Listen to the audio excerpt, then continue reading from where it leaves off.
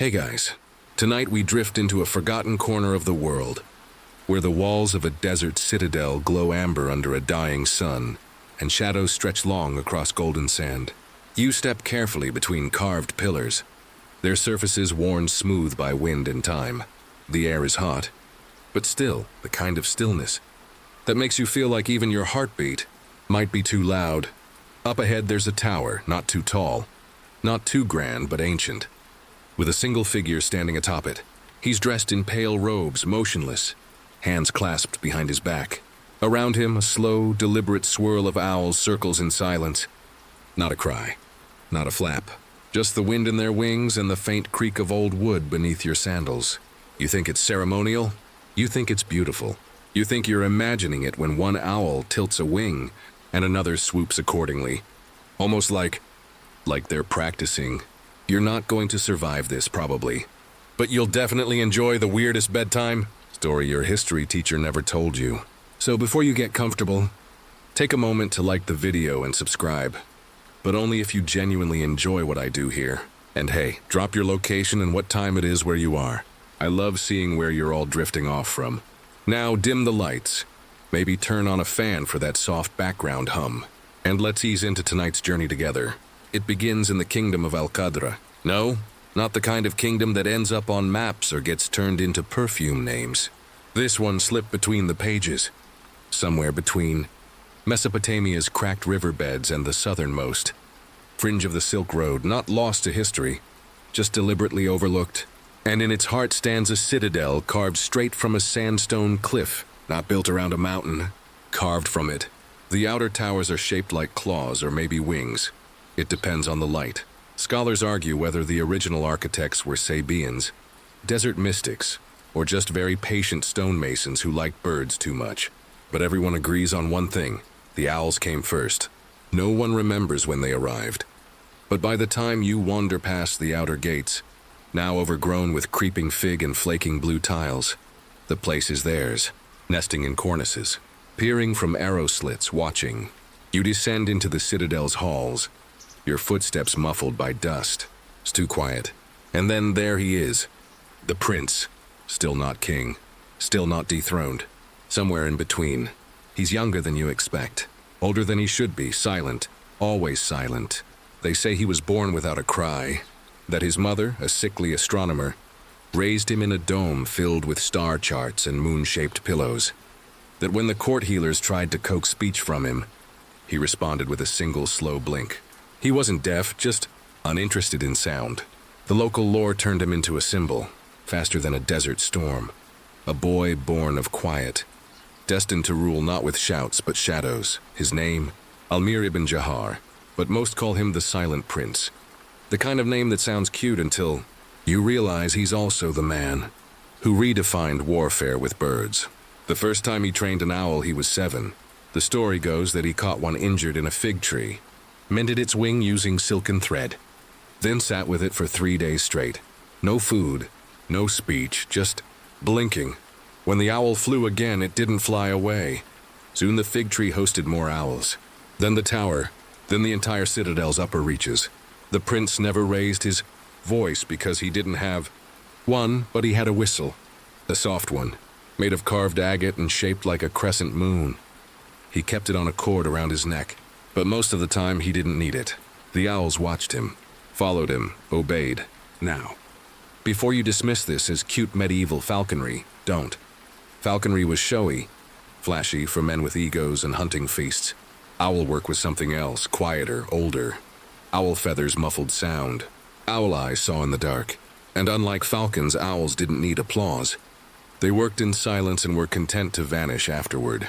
There's a particularly old scroll tucked in the citadel's west wing, written in ink so faint it's barely visible under lamplight. It claims the prince's earliest military maneuver was conducted during a school exam. He tied a message to an owl's leg, had it fly into the testing hall, land on the instructor's scroll, and hoot once, right as the answer to a difficult riddle was read aloud. Coincidence? Sure, until it happened again. And again. Eventually, instructors stopped giving him tests. Instead, they gave him problems. Strategic puzzles, ancient texts. He'd solve them silently, often with diagrams that looked more like feathers than arrows. The joke among his tutors was that his best answers flew away before you could read them.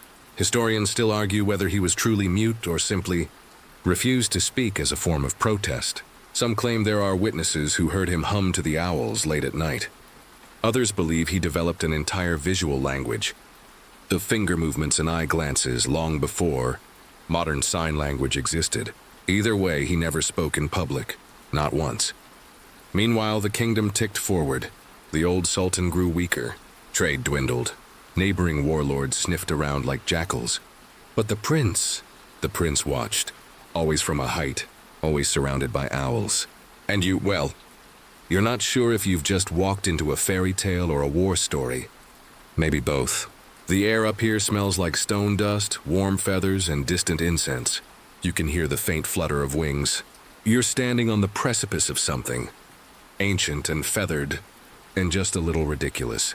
And somewhere far below, in the courtrooms and stables and kitchen fires of Al-Qadra, the people are already whispering about the boy with no voice, and the army he's quietly building in the rafters. You're small again, maybe 7 years old, maybe younger, and the sun in Al-Qadra never seems to sleep. It leaks through every carved window, warm and golden, dust motes dancing like tiny spirits in its glow. The citadel's inner halls are cooler than outside, stone-walled and thick, but still, the heat clings to your skin like a stubborn whisper. This is where your real education begins. You are the prince, and you are quiet. Not because you're shy, not because you're slow, just because sound feels unnecessary. Everyone else in this place talks so much. The court physicians drone on about your condition. The priests say you were kissed by the moon goddess, blessed with stillness. The guards murmur that you're cursed or cunning, or perhaps not even human at all. And the nurses, who mean well, make up lullabies about you and sing them a little too loudly, as if you can't hear them from 3 chambers away. You listen. You always listen. There's one room you love more than any other. It's not grand. No golden throne. No dramatic stained glass. Just shelves, floor to ceiling, crammed with scrolls, codices, clay tablets, and a collection of papyrus fragments, so brittle that even turning the page feels like a betrayal. The royal library smells like turmeric ink, and whatever plant the archivist is chewing that day to keep himself awake. And it's here that you discover something odd. Not hidden, just overlooked. One day you're perched near the high window ledge, sketching circles in the dust with a goose feather quill. An old scroll falls from a shelf and lands beside you. No one hears it. No one sees it, except you. The text is half erased, written in a script most of the librarians no longer bother with, but you have time. You always have time.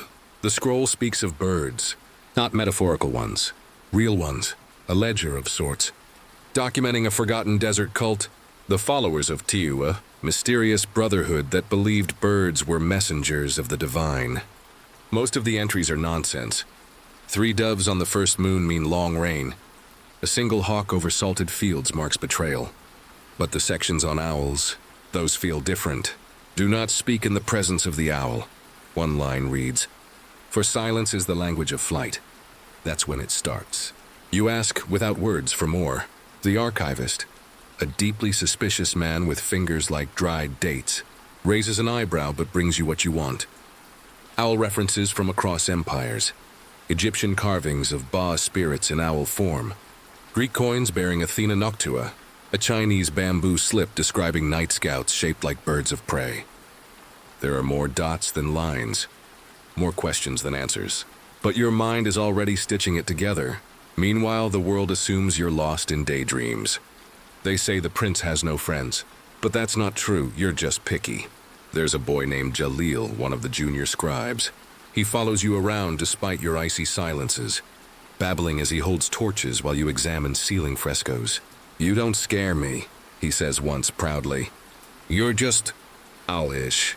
You blink once at him, approval. He grins for days. Then there's the librarian's daughter, Samira. She's only 10, but she's read more than most of the viziers. She brings you owl feathers she finds on her walks, wrapped in scraps of linen. One day she gifts you a tiny wooden carving of a barn owl. It's not perfect. One wing is shorter than the other. But you hold on to it anyway, and yet even with them around, It's the owls who understand you best. You start spending more time on the towers. You bring dried figs, bits of meat, soaked grain. You sit motionless for hours. At first they keep their distance. Then one lands nearby, then another. Before long you are surrounded, not tamed, just tolerated. Which is better, in your opinion? The elders grow nervous. He communes with animals, they whisper. He's not learning diplomacy or warcraft, just birds. The Sultan waves them off. He's observant, he says. And observant princes live longer than brave ones. Historians still argue whether the Sultan's affection was genuine or strategic.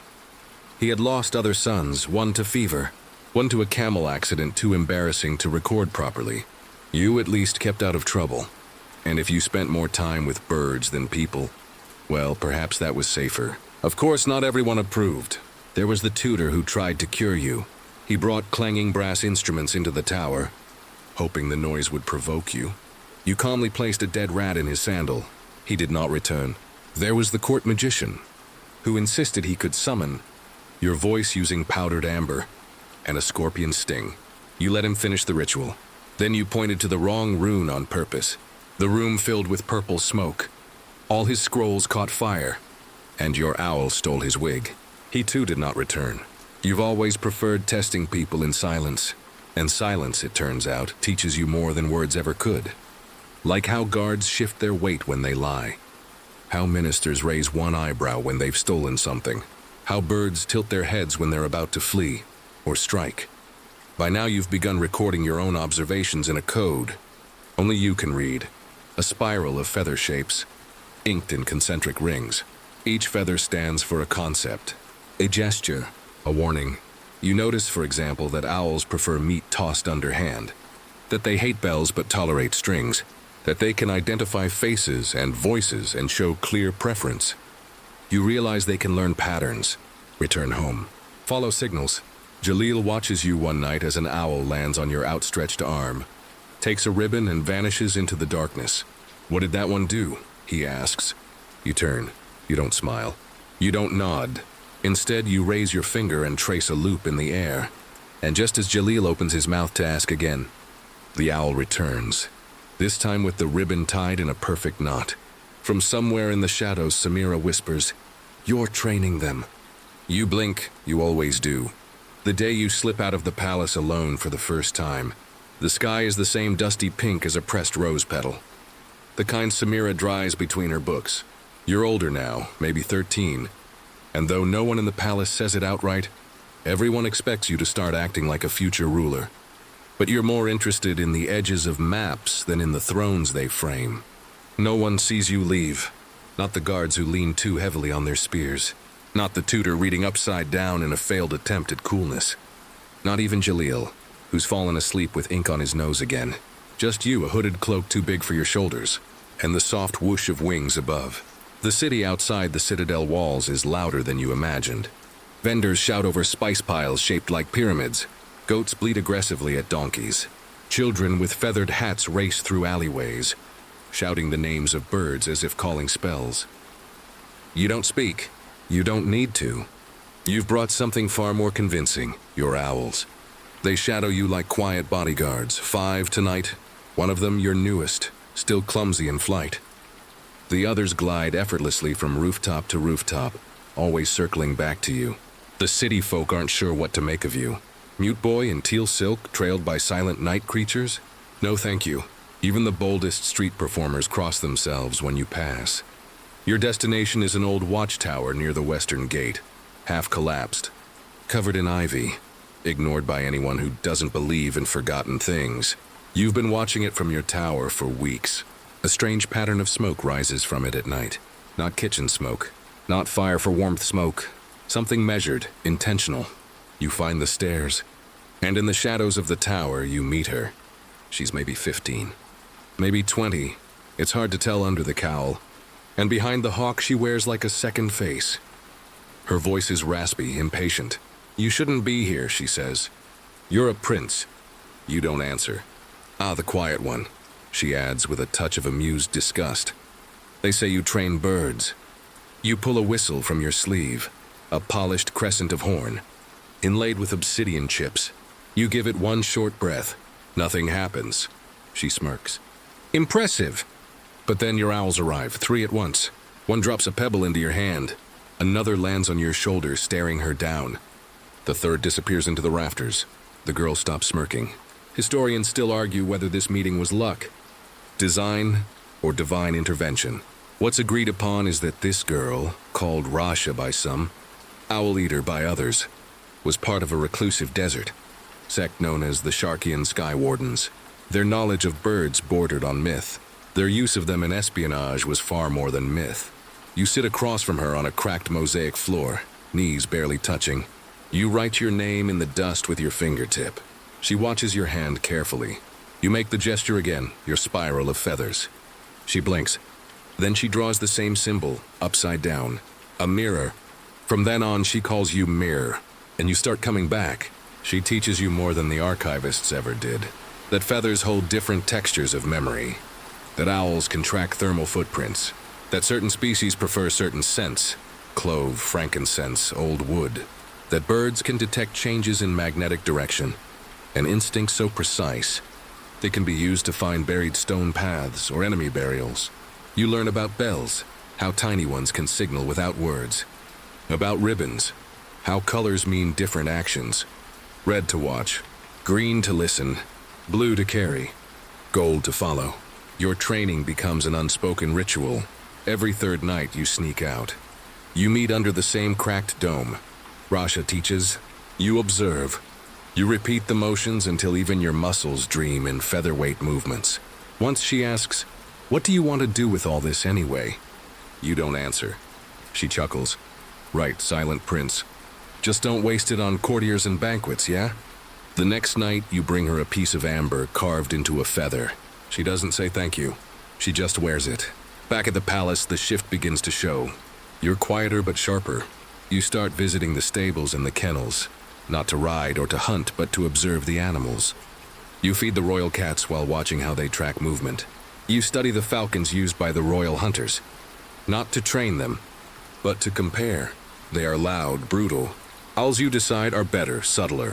One morning, while the Sultan reviews complaints from distant provinces, you slip a scroll into the pile. No one notices.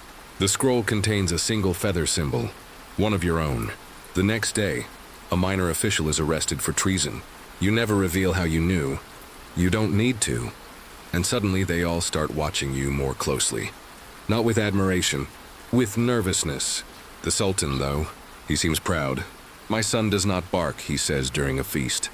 He waits, then bites. The viziers laugh. You don't. Jalil asks what you're planning. You stare at the horizon. The owls gather behind you. He shudders. You're not going to take over the world, are you? You blink once. He laughs nervously. You are, aren't you? By the time you're 16, you're no longer just the quiet prince with the strange owls. You are, quietly and effectively, building your own network. No one's officially given you a title. Your father still reigns. The viziers still buzz like trapped flies in their echoing halls, but you've become something else. Something just beneath the surface of the court's glittering mask. The guards don't speak when you pass anymore. The cooks stop gossiping when you enter. Even the musicians stop mid-tune, as if silence is safer in your presence. And your owls? They're no longer just pets. They're operatives, not all of them. You've learned by now that not every owl can be trained the same way. Some remain stubbornly wild, but those who trust you, those you've raised from fledglings, can read gestures, remember names, and even recognize specific patterns of sound and scent. They are silent, obedient, loyal, and a little bit terrifying, which is exactly the point. Rasha still trains with you, though she makes it clear she's not your servant. I'm not some feathered handmaiden, she grumbles, adjusting the leather wrist guard she always wears. If you go soft, I vanish. You never go soft. The Sharkian techniques. She's teaching you, secret even among the desert. Clans are delicate things. One misstep and your birds become useless. One misused whistle frequency, and you rupture an owl's internal organs. One broken pattern and a message doesn't reach its mark. You treat each command as sacred. In return, the owls begin doing what even Rasha hadn't dared hope. Relaying signals across massive distances. You test them by sending messages, wrapped in silk through the winding canyons north of Al-Qadra. The notes arrive, tied properly, exactly where they should. Once a palace guard swears an owl landed in front of him, blinked twice, then dropped a golden feather on his lap and flew off into the moonlight. That story circulates the court for weeks. You say nothing. Historians still debate whether your communication system was more advanced than the famed mounted couriers of the steppe empires. What they agree on is this. By your 17th year, Al-Qadra's defenses had tripled in strength. Without anyone ever hearing an alarm bell, you had built a kingdom of shadows. But shadows attract attention. One day, a diplomat arrives from the kingdom of Emhar, a tall, elegantly dressed woman with eyes like polished stone and a tongue sharper than any blade. She comes bearing gifts, of course, paintings of birds in flight, which you find cute, and an offer for your hand in marriage. You, not your father, not a proposal to the heir of Al-Qadra. To you, specifically. You stare at her for a very long time. She stares back unnervingly. In the silence, she adds, "I hear you don't speak." "That's fine. I've always liked the sound of my own voice." Your father laughs awkwardly. You do not. You politely decline with a written note, which she burns unread in a nearby lantern. "Charming," she mutters. That night you wake to the sound of glass cracking. Your window unlatched. Your owl missing. You move fast. By now you've mapped every corridor in the citadel. You know which tiles creak, which stairs are cracked. You sprint barefoot through the halls, following a strange sound, a tiny bell, barely audible, coming from the eastern tower. You arrive just in time to see your owl, Ashwing, held in a net by a cloaked figure. It's not the Amhari diplomat. It's someone else, shorter, faster, a spy.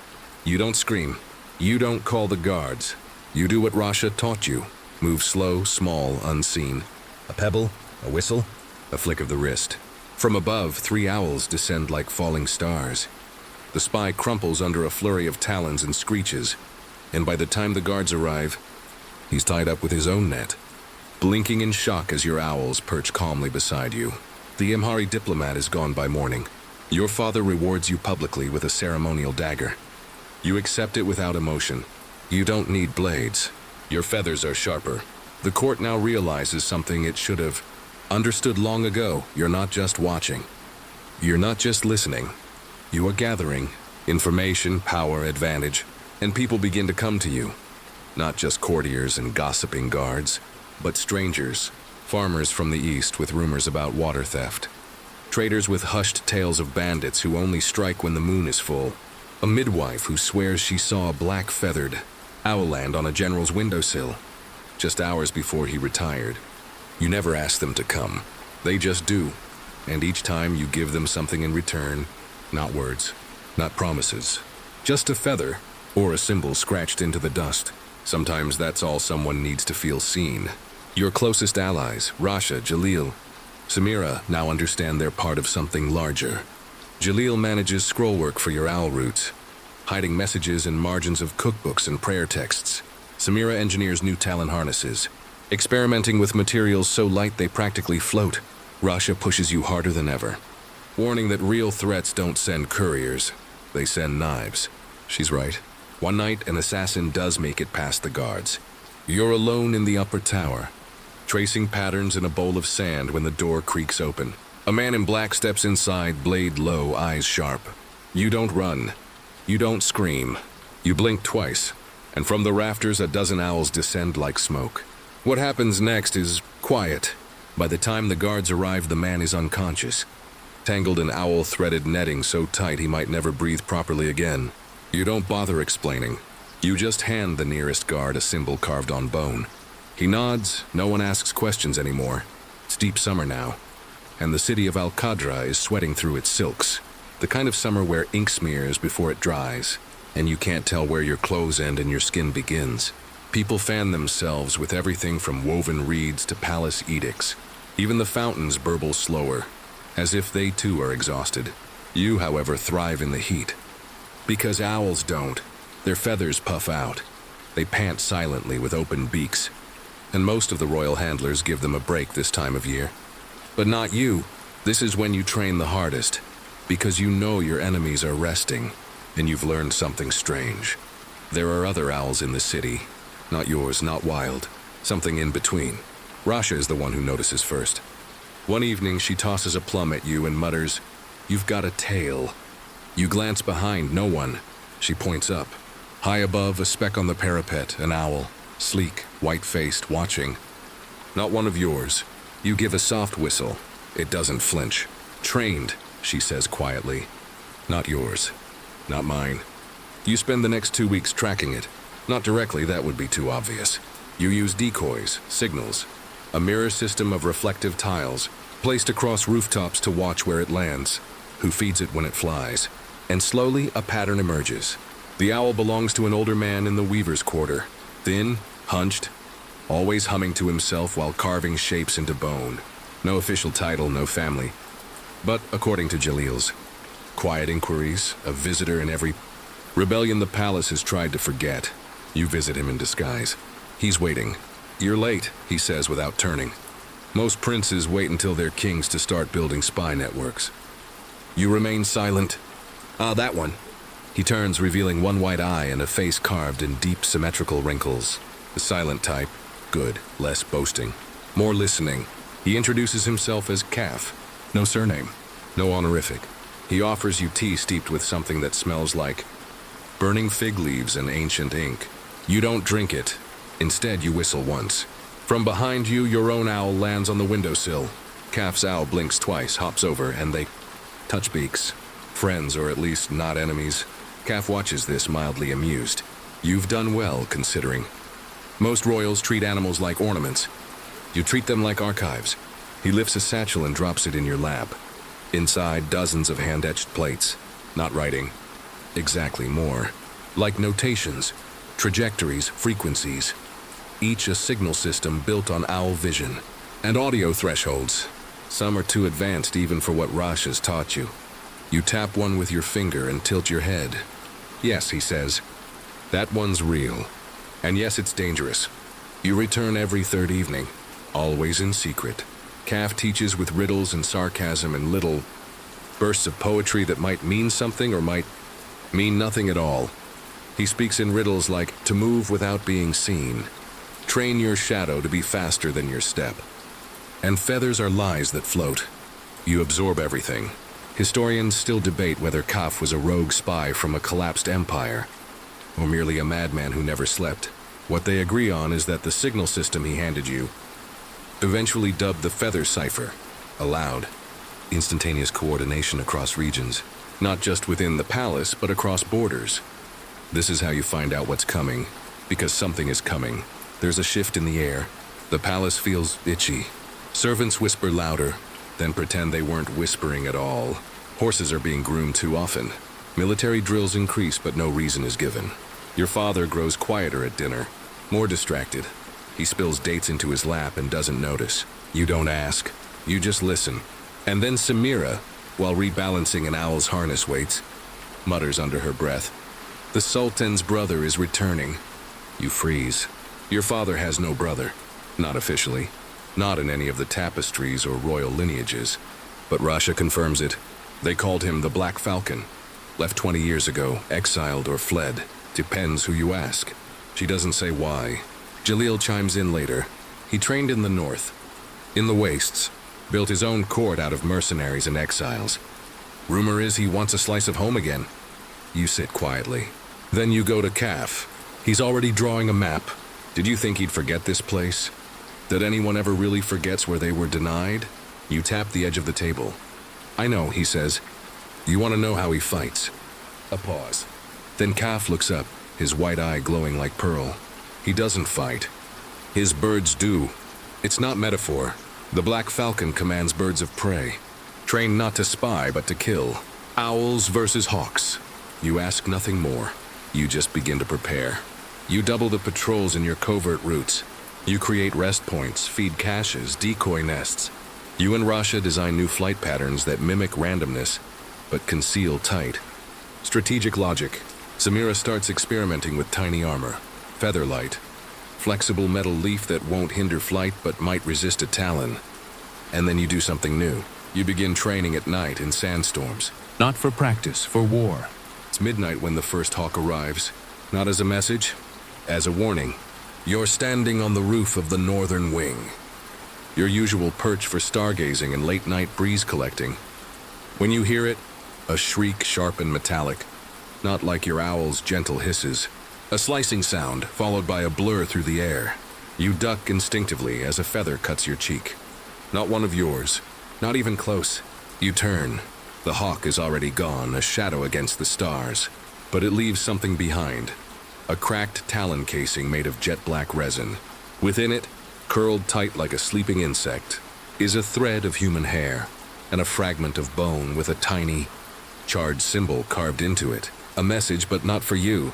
A signature. He's here. The Black Falcon. You go quiet for days after that. Rasha understands. She doesn't press. Samira watches you like she's measuring the silence for shape and weight. Jalil keeps trying to make nervous jokes. Like, do you think the hawks use eyeliner too? You don't laugh. Instead, you take your birds out further and further into the Badlands, where no flags fly, where sand swallows hoofprints in seconds. You're looking for signs, and you find them. Feathers wedged into old caravan skeletons, scorched rocks shaped like nests, claw marks on stone pillars, vertical ones. Like the hawks were being trained in dives. Historians still argue whether the Black Falcon developed aerial battle formations before or after the mountain falconers of the northern highlands. But everyone agrees that by the time he returned to Al-Qadra's lands, his birds didn't just hunt, they maneuvered. They circled, they obeyed. Unlike your owls, yours cooperate, his command. There's a difference. You begin to prepare the palace like a captain preparing a ship for a silent, slow hurricane. No proclamations, no banners, just small changes. The courtyards become quieter. The night patrols increase. Owls, your owls, begin flying strange, non-intuitive patterns across the sky. From below, they look like disorganized flutters. From above, they map a perfect grid. Calf visits you in secret one last time. He's older now, shuffling with 2 canes, eyes more milk than stone. He sets a single object in your palm, a carved piece of horn with 6 holes, drilled in irregular places. A whistle, he croaks, but not for sound. You stare. It makes vibrations, he says. The kind you feel, not hear. Works even if your bird is deaf or confused. You try it. It hums against your skin, like someone breathing through your bones. When you raise your eyes, Calf is already gone. And then it begins. Not a declaration, not a siege, just a shift. Nobles who once laughed in court suddenly pack their things and leave. Uncles start whispering across chessboards. Merchants raise their prices and lower their shutters. Samira walks into the main roost one morning and finds a warning hawk perched among your owls, dead, but untouched, its feet bound in red twine. Message received, she mutters.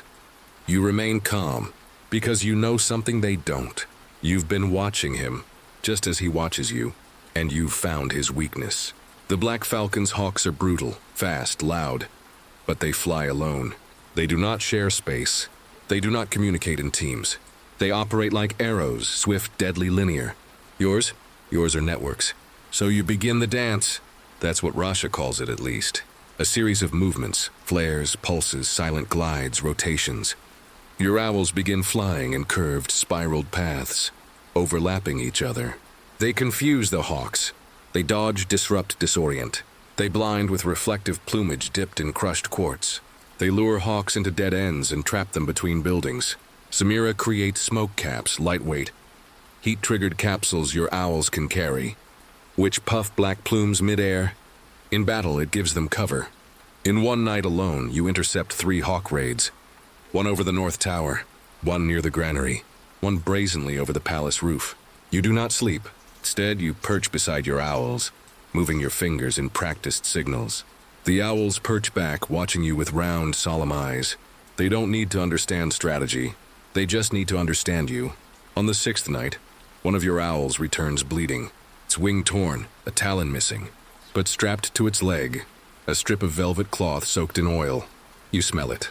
Cedar, resin, sandrut. The scent used in only one place, the bathhouse of shadows. An abandoned royal structure used long ago for cleansing before coronations. Now apparently used for other things. You act. You don't tell your father. You don't tell the council. You gather your birds. The stealth squad, Ashwing, Pebble, Meyer, Zeer. You walk into the dark. No armor, no guards. Just feathers. Inside the bathhouse, it smells like dust and slow death incense. The walls are painted with faded mosaics. Lions drinking from broken fountains. Now covered in soot. You whistle once. The owls disperse quick and quiet. And then a breath behind you. You duck. A blade whistles past, slicing the air. The man who lunges wears no emblem, but his eyes are sharp and cold. A whisper passes through your mind. Black Falcon's hand. You don't scream. You don't fight with fists. You throw your whistle across the room. It clatters. The sound is small, but the vibration carries. From above, 5 owls descend in silence. Not screaming, not flapping, just landing. And the man collapses under the sheer weight of feathers and talons. You kneel beside him, press a finger to his throat. Still breathing, good. You pluck something from his belt. A black glass orb filled with white powder. An attack plan for the court. For your father. You leave him alive, but you mark his forehead with owl blood. Let them know you were here. Let them know. This is not just feathers anymore. This is war. Morning finds you standing on the tallest roof of the palace. Not to watch the sunrise, but to map your enemy's shadow. Below, the city churns like stirred porridge. Vendors shout with half their usual volume. Soldiers double their patrols, but avoid eye contact. And still, no public word from your father. Because admitting the Black Falcon has returned means admitting he was ever gone. You chew a strip of dried fig, watching Zeer circle overhead. She's carrying a scroll with mock plans of the palace defense. A decoy. If intercepted, it'll suggest your forces are amassing at the western gate. They're not. They're already in position behind the spice warehouses, hidden beneath saffron sacks, sleeping beside jars of rose sugar paste. Samira called it ambush by aroma. You're not sure if she was joking. Either way it works, because this isn't just a war of birds now. It's a war of expectations. The Black Falcon expects brute force, claw and dive, sharp, proud, and direct. You send velvet-footed spies into soup kitchens. You train owls to tap messages with their beaks in a numerical code against cracked tiles. You map temperature shifts between towers using the way. Owl feathers settle in drafts. And today you make your boldest move yet. You leave a message. For him, not a scroll, not a challenge. You find an old copper mirror, the kind once used to reflect moonlight into sacred pools, and you polish it until it blinds. Then you set it on the palace's eastern parapet, angled to catch the light at dawn. It flashes 3 long bursts, then 1, then 2. The signal means you're not the only one watching. Historians still debate whether the Silent Prince ever directly communicated with his exiled uncle, or whether their entire war was a long-distance ballet of implication. But you know he saw it, because that night the hawks don't attack. Instead, they circle. 6 of them, black-feathered, red-eyed, silent. They don't dive. They don't strike. They form a ring high above the palace and stay there, hovering like a crown of thorns, made from flight. Samira watches them through a polished obsidian disc and mutters, "He's waiting." Rasha disagrees. "He's daring us." Jalil says nothing, but begins sharpening the claws of your eldest owl, Moran, who's blind in one eye but still faster than any human could blink. And then it happens. A single hawk breaks the ring and plummets down, fast and deliberate, carrying a long strip of embroidered silk. It lands on the central sundial, and it waits. You approach slowly, hands empty. The hawk doesn't flinch, just stares at you with an unsettling calm. The silk is no ordinary cloth. It's a royal sash, your family's crest but inverted. The tree of life stitched upside down, its roots reaching toward the heavens. A message. "Submit," says the symbol. Or rot. You smile just a little, 'cause now it's personal. You return to your roost and light a single candle. Around you, feathers shift in the breeze and dozens of eyes turn toward you. You don't speak, but you move. 3 fingers raised, a mound assemble. 2 taps on the floor, silent flight. 1 whistled, a perimeter spiral. The owls launch, quiet as a held breath. Tonight is not for attacking. Tonight is for infiltration. You send your fastest birds to scout the suspected hideouts, the eastern catacombs, the old mint tower, and most promising, the underground aqueducts carved before the palace even existed. You follow behind, Not as a prince, as shadow. The aqueduct smell of stone and age. Walls wet with condensation, dripping in rhythmic patterns like some forgotten drumbeat. You lower yourself into the damp tunnel, your boots making almost no sound. Asha is beside you, her knife sheathed but her gaze sharp. And then you hear it. A cough. Someone ahead. You nod once. Zeer launches from your shoulder and disappears into the dark. 15 seconds pass. Then the echo of claws. You move. The chamber opens into a hollow dome, once used to filter water through pearl dust and salt. Now it's full of men in black tunics, huddled around a low burning brazier. Maps scattered, swords sheathed, talking quietly. Not guards, planners. At the center, a large cage. Inside, 7 owls, yours. Alive but tethered. You feel the anger like a slow fire in your chest. You don't storm in. You whistle. Soft. And from every crack, every drain, every forgotten vent in that chamber, they come. Your owls descend, not like soldiers, but like judgment itself. Claws unsheathed, beaks flashing, wings kicking up a dust storm of feathers and flame. The men shout. One reaches for a dagger. A second never gets the chance. Moran hits him straight in the chest, knocking the breath from his lungs. You and Rasha move in, swift and surgical. No unnecessary strikes. Just disable, misdirect, disappear again. Within 60 seconds, it's over. The cage swings open. Your owls step out, some limping, some bloodied, but all alive. You press your forehead to Zeer's once, and she lets out a low hoo of recognition. It's not just victory, it's a message. You can't cage what flies. The palace wakes the next day to a new reality. Everyone senses it. Something's shifted. The Black Falcon's hawks still circle, but they stay high now. And you? You sit at the top of the roost, cross-legged sipping lemon tea, as your birds begin to fly in tighter, more complex formations. Messages you're no longer bothering to hide. You've proven something. The silent prince isn't just watching, he's responding. You wake to silence. Not the peaceful kind, the off kind, like the air itself is holding its breath. Your windows, always slightly ajar to let in the early coos and rustles of feathers, are still. No wing beats, no chirps, not even a morning cough from the guards below. You sit up slowly, pulse ticking behind your ears. Zeer is gone, her perch empty. You rise, cross the chamber. Every step feels too loud. The cold tiles sting your feet. You check the western roost, nothing. Northern lookout, bare. Your heart climbs your throat. You sprint to the main tower, where Jalil is supposed to be polishing signal mirrors. He's not there, but the mirrors have been repositioned. Just a few degrees. Not enough to notice unless you're you. You slide your hand over the back of one, where you carved a code pattern weeks ago. 3 grooves, but now 4. Someone added one. You suck in a breath. A message. It says the Falcon has landed. Not just scouts, not just hawks. Him. You send out a pulse signal. One long whistle from your throat.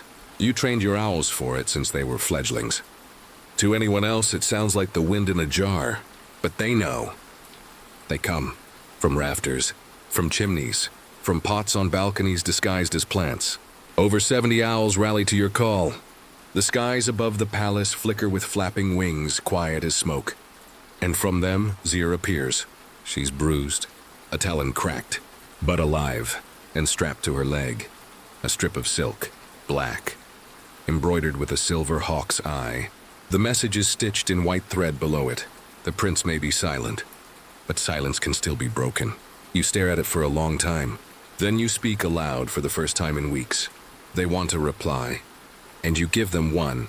You descend into the royal archive, through 5 locked doors, down spiral steps so narrow your shoulders scrape stone. Samira meets you there, already holding the thing you came for. The whispering hood. It's ancient, smells of cedar and moths, lined with the softest owl down. Once worn by your grandfather when he passed night laws during a siege, so that he could whisper commands, and let the air carry them to the ears of guards across the battlements. You lower the hood over your head, breathe once, and speak barely louder than a thought. Begin. The command spreads somehow.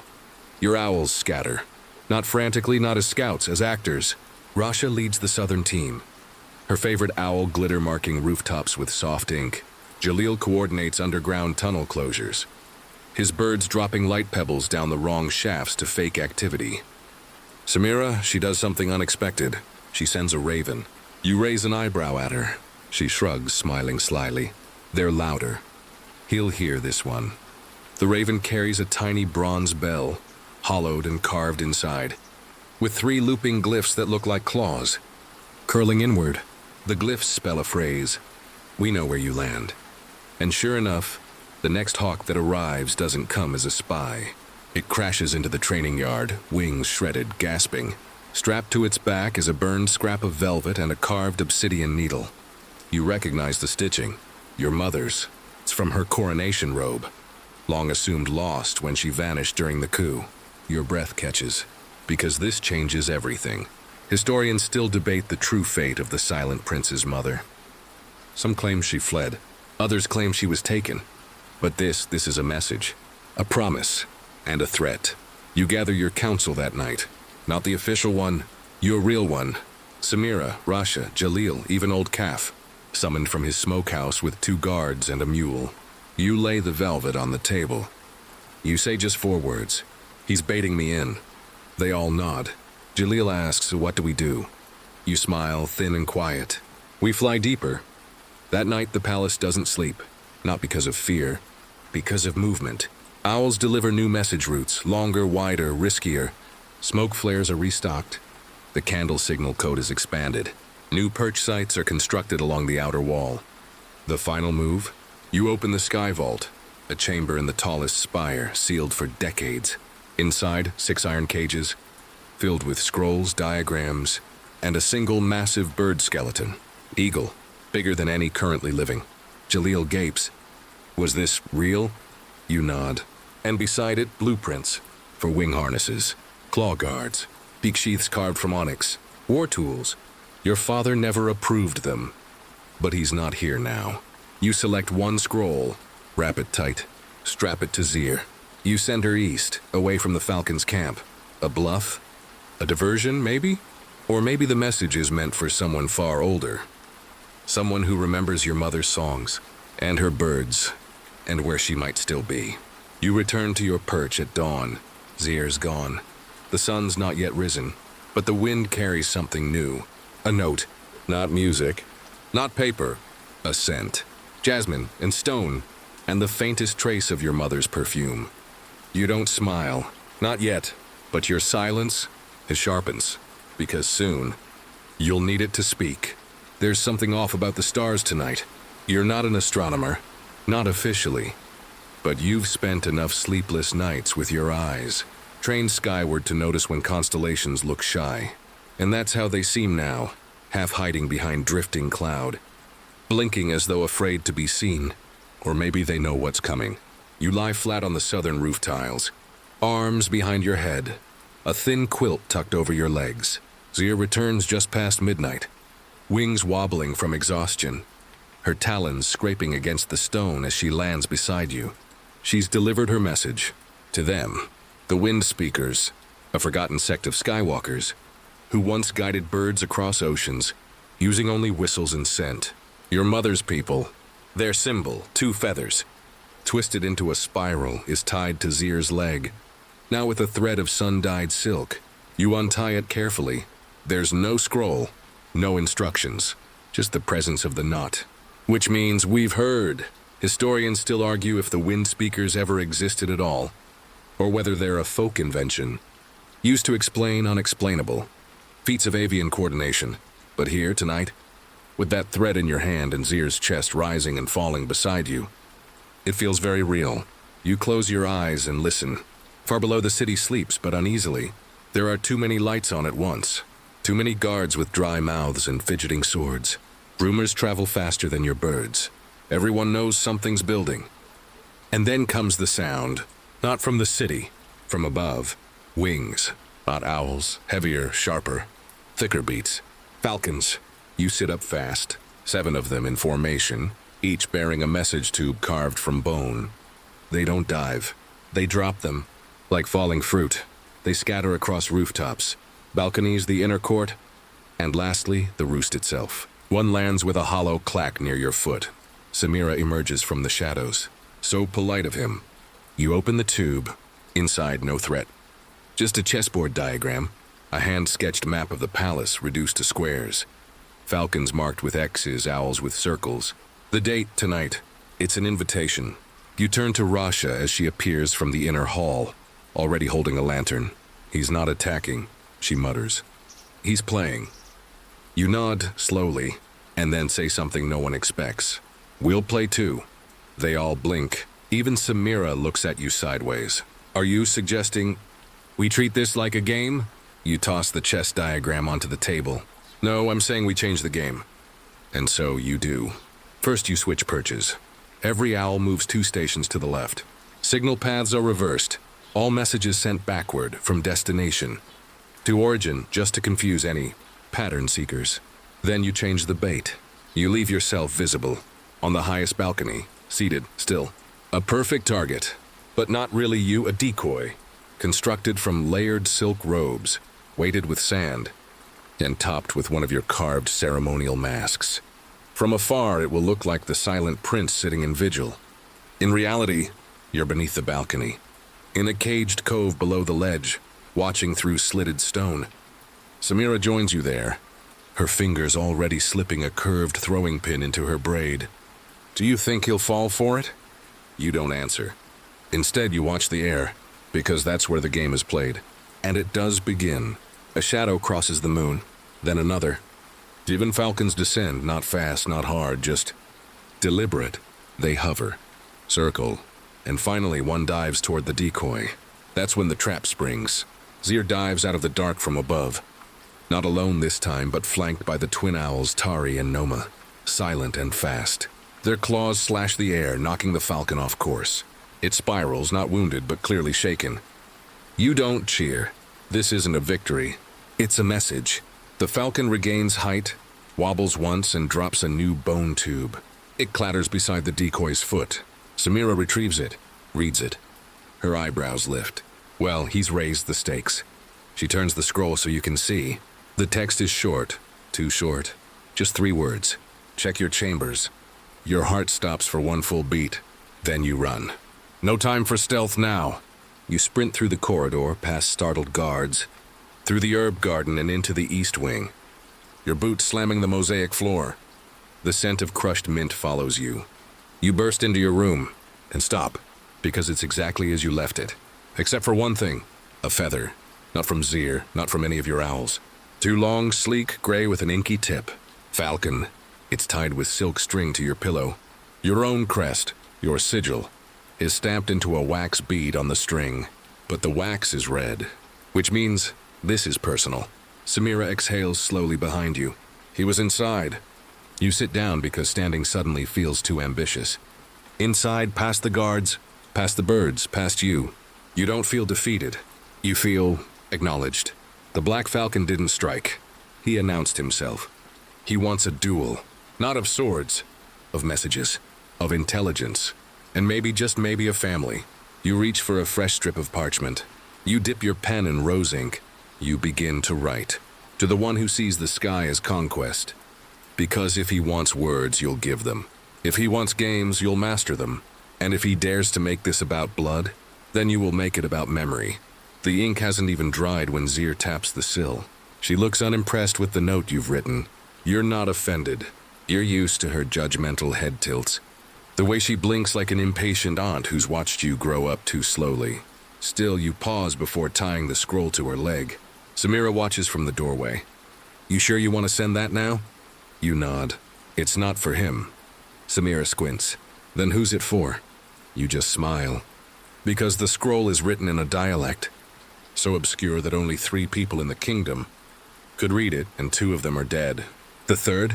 Your mother, or whoever has her now. Historians still debate whether she ever fully supported your owl program. Some chronicles claim she feared it. Others say she left encoded journals, ones you've never found, praising its secrecy and reach. But what you do know is this. Your scroll contains a phrase from her lullabies, buried inside a fake report. You strap it to Zeer. She takes off without hesitation. The moment she vanishes into the dawn-hazed sky, you turn to Samira. It's time. She doesn't ask for clarification. She just follows. The two of you descend into the forgotten level, a floor of the palace, so sealed off it's become rumor. The stone archive. No torches, no lanterns, just mirrored tiles on the ceiling, angled to capture sunlight from above and drip it down in weak beams. The air smells like old wheat and pressed lavender. You touch the first sigil etched into the wall, a circle bisected by a jagged line. Samira raises her brow. Haven't seen that since you were 6.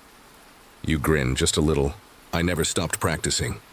You press your thumb into the sigil's center. The wall creaks open. Inside the sky room, tiled dome, hollow at the center, with a single beam of moonlight always directed at the pedestal in the middle. You approach it and pull the cover away. A map, not of lands, of currents. Air currents, wind shifts, thermals. It's a 3-dimensional lattice of brass threads and hand-stitched feathers, each one representing a safe corridor for birds. A true memory of the skies. Your mother's masterpiece. Samira breathes, so it wasn't destroyed. No, you whisper, voice soft with awe. It was hidden. You trace a thread that ends in a tiny curled feather, dyed green. That's where she went. That's the corridor Zeer is flying through right now. Samira lays her hand on your shoulder. We need to act faster. So you do. For days, the palace changes its rhythm. No bells ring on the hour. They ring at odd intervals. 7 past, 13 past, then silence. Not for confusion. For signal. Guards rotate on bird paths now, not military schedules. Lanterns are placed to flicker in a code. Even the palace chefs get involved, slicing bread in triangles instead of squares. A code only those trained in skyglyphs would understand. It's absurd, and it works. Because one evening on the 3rd day of the code shift, a beggar arrives at the palace gate. Only he's not a beggar. He's barefoot. Yes, ragged, but he speaks. Fluent night tongue, the secret. Dialect of the Owl Masters. The guards nearly seize him, until he says calmly, I'm here for the prince who doesn't speak. You meet him in the rookery. He carries no weapons, no scrolls, just a note, wrapped around a shard of obsidian. You unroll it. It's your mother's handwriting, but it's fractured. The message reads like a riddle. The feather sings where iron rings. The falcon dreams beneath the springs. A name forgotten wakes with fire. Speak it and the sky conspires. You close your eyes. You can still hear her voice saying that rhyme. She used it to lull you to sleep in the winter months after long training sessions. It was never a nursery rhyme. It was a key. You look at Samira. Get the east gate opened, quietly. She nods and vanishes. You look at the messenger. Take me there. The walk is long, not in distance but in risk. You slip out in servant robes under a cart of grain. The guards at the perimeter never look twice. Your changes have made them watch for hawks, not boys in burlap. The messenger leads you to a forgotten mineral spring outside the city walls. Steam curls from the rocks. You kneel beside the water. Falcon dreams beneath the springs, and there it is. A carved falcon, no larger than your fist, wedged in the rocks. You press it, a panel clicks, and the spring bubbles backward, revealing stairs, descending into black. Samira catches up to you, breathless. You found it? You don't answer. You light a glowstone, and you descend. The stairs take you somewhere you never knew existed, a chamber filled with feathers, ceiling to floor, all pinned to silk scrolls, cataloged, dated, some labeled in languages you can't read. And at the center, a pedestal. Upon it, a single glove, leather, small, your mother's. You lift it. Inside, a note, handwritten, scrawled fast with ink smudges. It reads, if you're reading this, it means I've failed to stop him. He wants the throne, but not just that. He wants the owls. He knows the truth about their training. The bloodline code, the call buried in your voice. He'll try to draw you out. Don't let him take the sky from you. Stay silent until it's time to speak. Below the message, a symbol, the spiral of the wind speakers. You run your fingers over it, and now you understand. This wasn't a game of tactics. This was a game of voices. And yours, your silence, was your greatest weapon. Until now. Because now the voice needs to return. The game is about to change again. The door to the chamber seals behind you with a sigh. Like the breath of an old beast finally laying down to sleep. You pocket the glove. There's no time to marvel. No time to wonder how long your mother planned this, or how deep her labyrinths go. Samira is already halfway up the stairs, muttering about wind traps and pressure seals, and how very little she enjoys mysterious underground rooms. You can't blame her. As you emerge into the open air, the city feels sharper. Not louder, just more aware of itself. Every bell sounds like it's echoing through a funnel. Every footstep seems to belong to someone watching you. You both know what this means. He's preparing to make his move. The Black Falcon, your half-brother, though you've never called him that aloud. Historians argue whether he truly had a claim to the throne. Some say he was a general's bastard. Others insist he was adopted by your father after the War of Fire Teeth, and given privileges only because of a battlefield pact. What's undeniable is that he was once a boy in your corridors. And then, not. Now he commands spies, falcons, men with long shadows and short names, and he knows how to play silence against itself. You return to the palace through the underground grain chute, dusty, tight, echoing with rats too nervous to squeak. It's the only path not yet mapped by enemy wings. Inside, your council is waiting. Not all of them. Just the ones who still trust you. Rasha, Samira, old General Dukan, who claims he once strangled a tiger but gets winded from stairs. You unroll the scroll from your mother onto the war table. No one speaks at first. Then Dukan coughs. She's alive? You shake your head. I don't know. But she left this for me. And a glove. Samira frowns. A glove? You toss it onto the table. The symbol of the wind speakers glints in its embroidery. It's then that Rasha speaks softly, as though afraid the words might break something. She trained the birds using her voice.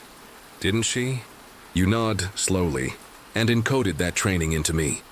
Into my pitch, which is why I never speak. 'Cause if you say the wrong word in the wrong way, you could call 100 owls to strike, or confuse them into attacking each other, or worse. Your voice is the key, and he knows it. So, says Dukan, rubbing his eyes, this has never been a game of conquest. It's voice control. Samira nods grimly. It's a war of sound. Of command. You lean over the table and point to the tower glyph, the final rookery. It's where he'll make his move, tonight. Samira sighs. Of course it is. Perfect place to trap you, or test you. You smile, then let's surprise him. The next few hours are madness, but not loud madness, silent chaos. You swap falconers' gloves for decoys. You give the cooks 3 new bread shapes to signal danger levels. You teach the guards 2 emergency hand signs, voice attack and wing misfire. And then you rest for exactly 23 minutes. On the stone bench beneath the silver fig tree. The one where your mother used to sit during her sky mapping sessions. You dream of feathers. And of him. The boy with your eyes, but colder, taller. His falcon lands on his shoulder, and he smiles not because he's won, but because he thinks he has. You wake with your jaw clenched. Night has fallen. The tower bells have stopped. That means it's time. You dress not in silk, but in the old gear. The owl handler's robes. Thick leather lined with padded shoulders. Long enough to hide your blade and short enough to run in. The rookery is too quiet. Zeer waits atop the central spire, unmoving. The others, Tari, Noma, Grick, and little Sabir, are spaced like notes on a music sheet. Perfect formation. You climb the final steps, breath slow. And there he is, leaning against the brazier. No guards, no mask, no falcon, just him. He turns, smiles. You've grown. You say nothing. You wear her glove. He notes him. Fitting. I wore it once too. Didn't fit. You still say nothing. Still silent? He muses. You must have so much to say. He steps forward. I came here to give you a choice, he continues. Hand over the birds. Seed the rookery. Leave the city. You'll get to live. Write poems. Tend a garden. You tilt your head, then raise one hand. Not to him. To Zeer. And she descends. Lands on your shoulder. Fierce and soft at once. He watches. Still calm. Still smiling. You're going to call them, aren't you? That's your plan? You finally speak. One word. Not a threat. Not a name. Just fly. And they do. Not to attack. Not to retreat. They scatter. Into the sky. Above the tower. They begin to spin. A formation only you know. One designed to refract moonlight off their feathers in a spiral. Drawing attention from every tower guard. Every corner eye, every hidden falconer. A distraction. And below, the entire rookery empties. Every owl in training, every message in code, every handler and trainer and decoy, all vanish into the escape tunnels, leaving just you. And him? He frowns. You're bluffing. You step forward. Duri, you say quietly, I'm speaking. He lunges. Fast, but you're faster. You drop to the floor, roll, and press your mother's glove flat against the sigil carved into the tower's heart. The sky explodes in soundless light. Not fire, not heat, just pressure. A burst of air pushing every bird from the spire, forcing him to his knees. And you? You whisper the second word, the one meant for Zeer alone. She dives, straight at him. Not to kill, to mark. When she lands again, his left cheek carries 3 shallow scratches. Not enough to scar, enough to remind. He flees, not like a warrior, like a child out of time. You stand, breath steady. The tower is yours. The sky is clean. But this isn't the end. Not yet. You descend the tower slowly. Each stone step feels heavier. Like the moment after a storm. When the clouds haven't realized, they've already let go. Samira meets you halfway. She doesn't say anything at first, just looks at your face. Then at the shallow blood on your glove. You spoke, she murmurs. You nod. That makes it real now, she says, half smiling. You can't unspeak. And she's right. The spell is broken. Your silence was a shield, and you've lowered it. But sometimes, to defend the sky, you have to touch the earth. The rookery is already reorganizing. Handlers sweep the floors. Acolytes feed the birds. The coded bread shapes have returned to circles, safe. Zeer sits on her perch like a queen, preening her wing in small, satisfied motions. You should feel relief. Instead, you feel time folding in. Because now you remember the real reason you began training the owls in secret. Not just to keep them safe, but to build something your mother never finished. Something you didn't even know she began. The concordance. A symphony of birdsong, wind paths, and calligraphy. The final phase. Some historians dismiss it as a myth, a bedtime tale whispered by rookery. Elders to impress students. Others believe it was real. A plan to create a long-distance warning system. Faster than any runner or horse. Using only trained owls and encrypted sky maps. But that no one knows if it ever worked. You know now, it didn't. Because it wasn't complete. Until you... Samira follows you to the old library. You walk past shelves half-burned, scrolls turned to ash during the last rebellion. Behind a cracked pillar, you find what you're looking for. A chest, heavy oak, carved with spirals and talon marks. Your key is the glove. You slip 2 fingers into the stitched interior and feel the bump of the bone trigger. Press it. The chest clicks open. Inside, feathers. Not just any. Feathers tipped with gold ink, some marked with coordinates, some dyed in impossible shades, midnight green, blood wine, cloud grey. You lay them out on the stone floor one by one. Samira kneels beside you, silent. Together you arrange them into a ring, then another, 13 total, each a point of the concordance. Now all that's left is the missing center, your voice. You whistle, not loudly, not dramatically, a note no longer than a heartbeat, but the reaction is instant. Seer shrieks. Tari flutters, then stills. Sabir chirps, then turns his head in a way he never has before. Because the note is embedded. It carries the spiral rhythm. It calls to the concordance. And now the feathers respond. They rise, hover, just inches above the floor, quivering like tiny compasses in an unseen magnetic field. Even Samira gasps. Okay, she says quietly. Now I believe. It's working. You're not just a handler. You're the keystone.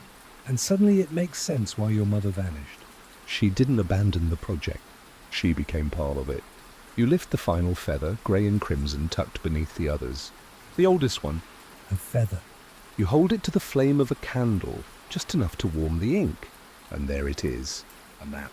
A wind path unlike any you've seen. It doesn't lead out. It leads down, beneath the city, through the old aqueducts, to a place even the Black Falcon wouldn't think to look. Samira's already moving. I'll get the scouts. You shake your head. No, just us. She pauses.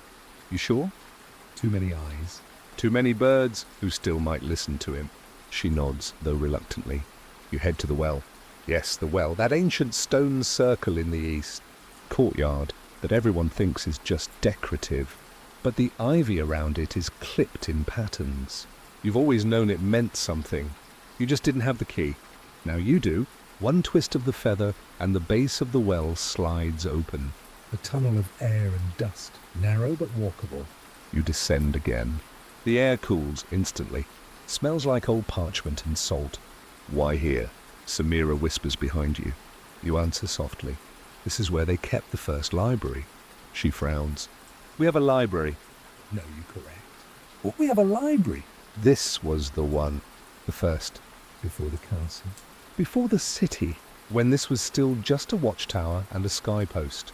The tunnel curves, then opens into a chamber. And you stop. Because there, on a raised stone platform, is your mother's voice. Not metaphorically. Literally. A cylinder. Brass, etched with her handwriting. An early sound recorder. Whisper-driven. Something even now your scholars would scoff at. You lift it. Blow off the dust. A small switch under the base. You press it, and she speaks. Faint. Echoing as though through water. You found this? I am likely gone, or worse, forgotten. But the concordance is not for me. It is for you.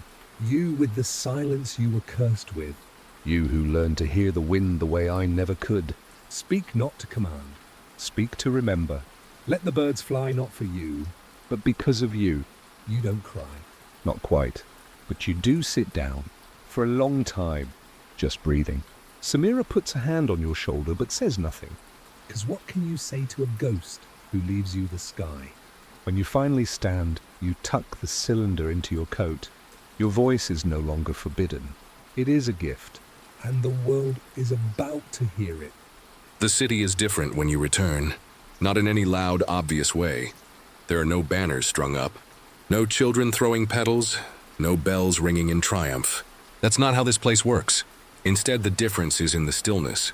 The kind of stillness that knows something almost happened. Something that brushed up against disaster and then turned away, quiet as a cat. You walk the southern wall at dawn. Zeer perched on your shoulder like a living shadow. From here you can see all the towers. The small fires lit on every rooftop. The rookery birds returning to roost. Feathers slick with early mist. The guards beneath, unaware that the enemy already came and already left. Marked but not dead. Samira joins you after a while, biting into a piece of honey root, and offering you the other half. Like it's breakfast as usual. You accept it. Chew slowly. It tastes sharp and sweet. Like secrets aired out and dusted clean. You know what's coming, right? She says between bites. You nod. He'll strike again. And he'll bring more than birds next time. Let him, you say. He's not the only one who knows how to train a flock. She grins. That's the most dramatic thing I've ever heard you say. You smirk. I'm branching out. Truth is, your voice still feels strange in your own mouth. Like wearing someone else's boots, close enough to walk in, but not yet comfortable.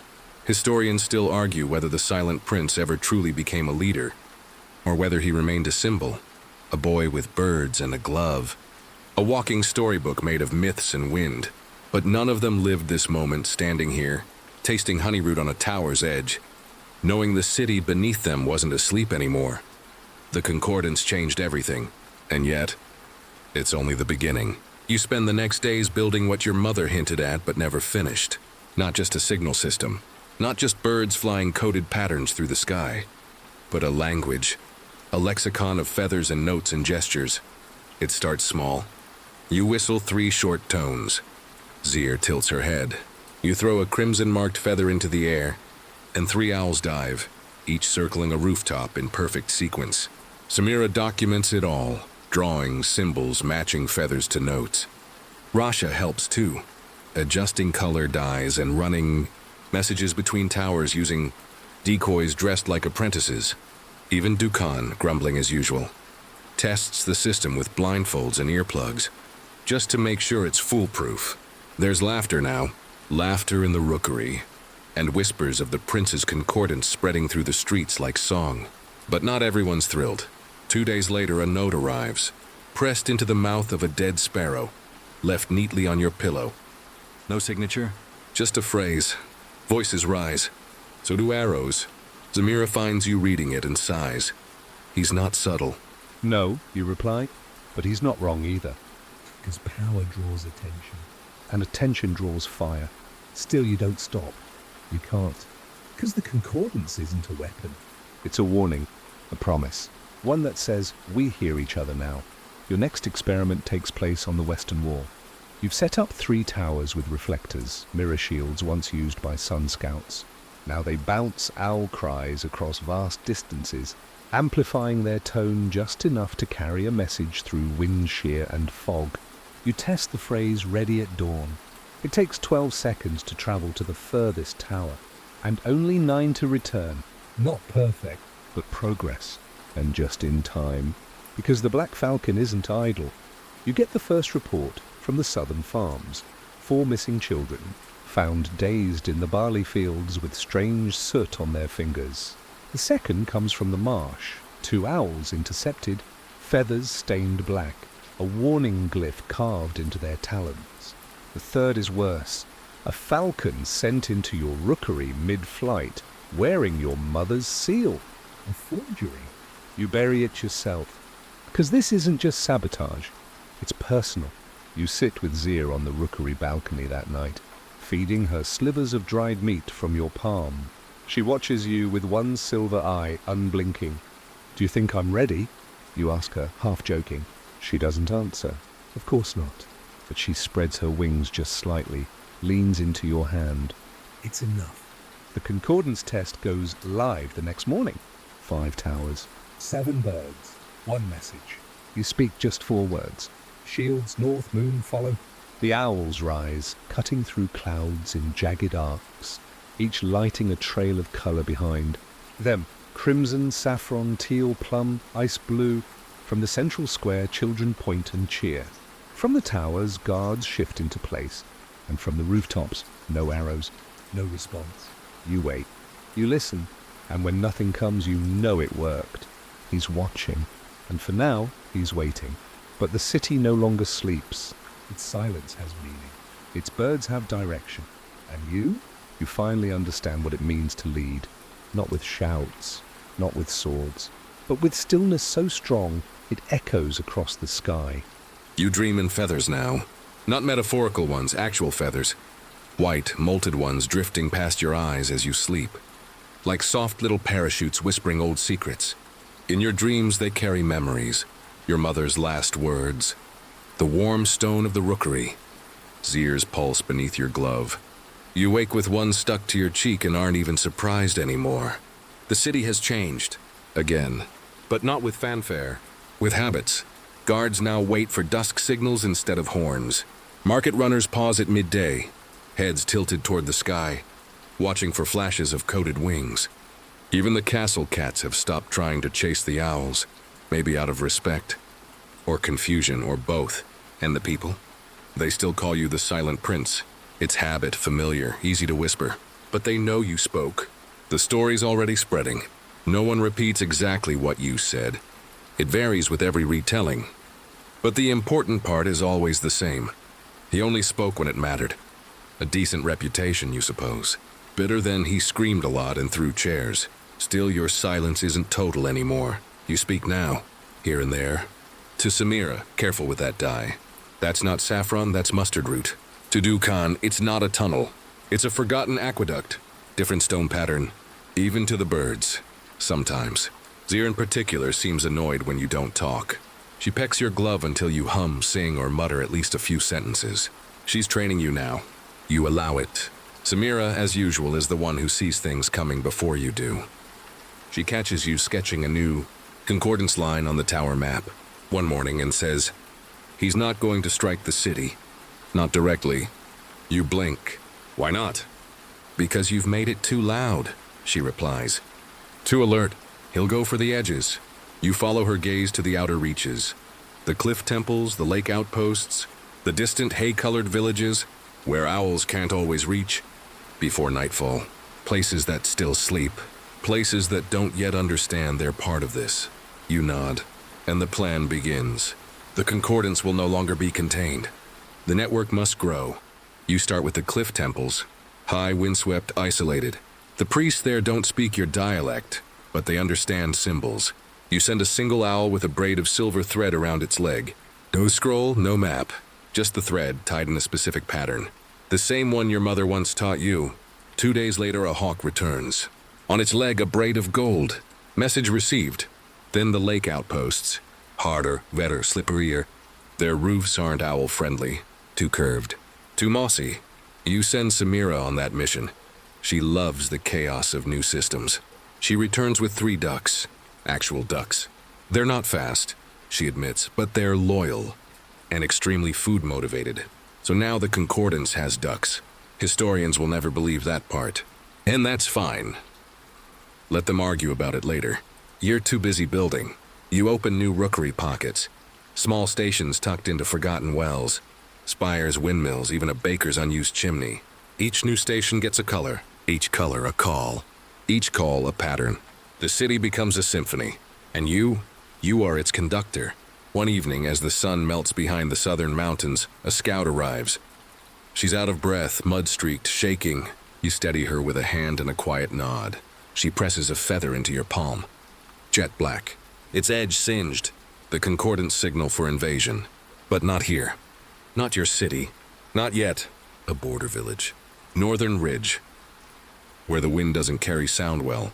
You act quickly. 3 tones. 5 birds. Each message a mirror to the last. The signal spreads. Within hours, reinforcements are already heading north. And by dawn, the attack is thwarted. No siege. Just a warning. And a readiness that no one expected. No one except you. Samira finds you on the rookery roof the next morning. Wrapped in your cloak, watching the sun rise over the banners. You saved them, she says. You shake your head gently. We did. Zeer chirps in agreement. And for the first time in years, your laugh doesn't surprise even you. The next few days are quieter. But beneath that quiet is tension. 'Cause now he knows. The Black Falcon sees the system for what it is. A kingdom of whispers. A city that listens. A boy with owls and no patience for throne rooms. You receive no more sparrow notes. Only silence. Which is worse. You know he's planning something big. You just don't know when. The concordance shifts into watch mode. No more training. No more expansion. Every bird on alert. Every station primed. And you? You stand on the tower again, watching the wind shift. Waiting. Not for war, but for signal. Because the next move isn't his. It's yours. And you already know the sky's answer. The owl does not return. That's how you know it's time. For 3 years, no concordance bird has missed a cycle. Even Zeer, who once disappeared during a hailstorm and returned soaking and smug, has never truly failed a mission. But this one, this signal sent west to the marsh bridge, outposts, vanishes like breath in a blizzard. It's not the owl's fault. You don't blame her. You blame him. Because that's where he would strike. A nowhere place. A sleepy bend in the reeds. No walls, no towers. Just silence. He thinks that makes it safe. But you've taught silence how to speak back. You don't gather an army. You don't need one. Instead, you gather your glove, your birds, and the people who've stood beside you when the sky was falling. And the walls were watching. Samira, of course, is already lacing up her boots. I've packed dried figs and sarcasm. I'm ready. Dukhan nods, shouldering a pouch that jangles with flares and feathers. Finally, a proper field test. Even Rasha shows up, holding a spool of message thread and looking slightly terrified. I hate mud. This is a bad idea. Let's go. And Zeer? Zeer is waiting, talons poised, head low, eyes burning silver in the morning gloom. You ride out at dawn. No banners, no drums, just hoofbeats and birdsong. The marshes greet you with silence, but not the soft kind. This silence feels like a held breath, a lid pressed over something boiling. There are no ducks on the water, no frogs croaking, just stillness and broken reeds where an owl once flew. You dismount near the first bridge, nothing but mist, until the arrow hits the tree beside your head. Dugan ducks. Well, guess that's the welcome mat. Zeer screams, not a hoot but a full battle cry. Wings spread like a cloak of knives. And you? You lift your arm, not in fear, in command. Because this time you don't just respond to the attack. You counter-signal. 3 short whistles, 1 sharp click, a toss of plum-feathered decoy, and the sky erupts. From above the tree line, 10 birds descend, not just owls but hawks and gulls, even 2 of Samira's ridiculous ducks. Each carries a message. Each message triggers a flare. Each flare lights a tower. Each tower sends a ripple. The Black Falcon's trap is too late, because the Concordance has already spoken. The ambush dissolves. His scouts flee into fog. One is caught, confused, young, more messenger than soldier. You don't interrogate. You don't need to. He tells you everything with a single phrase. He's coming himself. Good, because so are you. You return home by dusk, soaked and muddy and carrying the silence of something unfinished. The city greets you like a lung breathing in, torches lit, owls aligned. The entire western quadrant now marked with the sign of enemy near. This time the people don't panic, they prepare. Children help sort feathers, elders retie signal braids.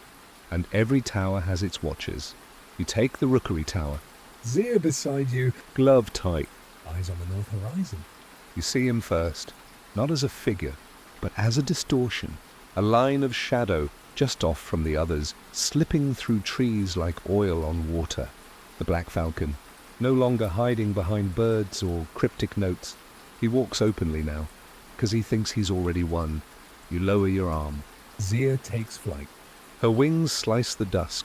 Below her, hundreds of feathers rise, not all trained yet, Not all perfect. but enough. The Concordance is not a weapon, but tonight it's a war. You give the order. Flash, 1 word? and across the city, a wave of colour. Crimson, amber, indigo, saffron. Each light signals readiness. Each readiness signals unity. And the Black Falcon, faced not with an army, but with a city that listens, stops. He doesn't attack. He disappears.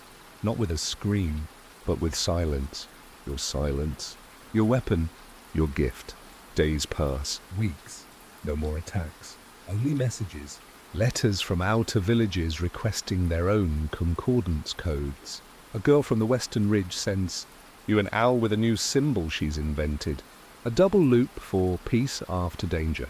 You add it to the lexicon. You stop wearing the glove every day. Not because Zeer, Has left, she hasn't, but because you don't need to prove the bond anymore. it's understood. Everywhere you go, people listen a little more closely. Speak a little more carefully, even to birds. And you? You speak more often now, Only when it matters? because the silence you once wore like armor has transformed, Not into noise. but into meaning. And meaning is the loudest thing of all. Word count 1, no 72. Wind down 300 words. The feathers settle. The city exhales. And you standing on the rookery roof with Zeer half asleep on your shoulder. Finally let your own body soften into stillness. The breeze is light, just enough to rustle the signal strands braided between tower flags. They don't flash tonight. They simply sway like lullabies hanging in the wind. Below you, the streets glow amber with lanterns. You see a boy holding a scroll, teaching his little sister to whistle the call for storm warning. You see an old woman painting a gull's wings with berry dye. Her tower's first official courier. You see quiet, Not emptiness. not fear, but calm. There's no sound now except the low hoot of a night bird and the whisper of wings above the rooftops. Even Samira, usually up late scribbling or mocking something, has finally gone to bed. Dukan's boots are by the rookery door, muddy and still. Rush's thread spools are neatly stacked. Everything's at rest. And you? You sit. You breathe. You let the silence wrap around you, not as armor, but as a lullaby, because you've done enough for now. Not everything. Not forever. But enough that the others carry the messages for a while.